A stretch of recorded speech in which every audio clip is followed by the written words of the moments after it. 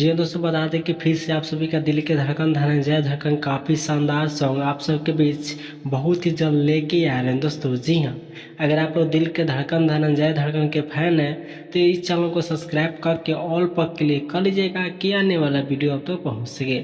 जी हाँ, आज हम धनंजय धड़कन के ऊपर बातचीत करेंगे, तो आप लोग इस वीडियो को शुरू से अंत तक जरूर देखिएगा, ठीक है।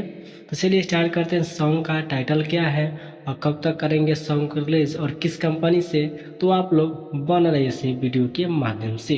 जी हाँ, बात करें सॉन्ग का टाइटल। जी हाँ, सॉन्ग का टाइटल है पत्थर के दिल।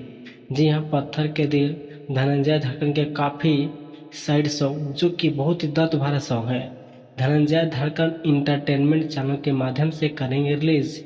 जी हाँ दोस्तों,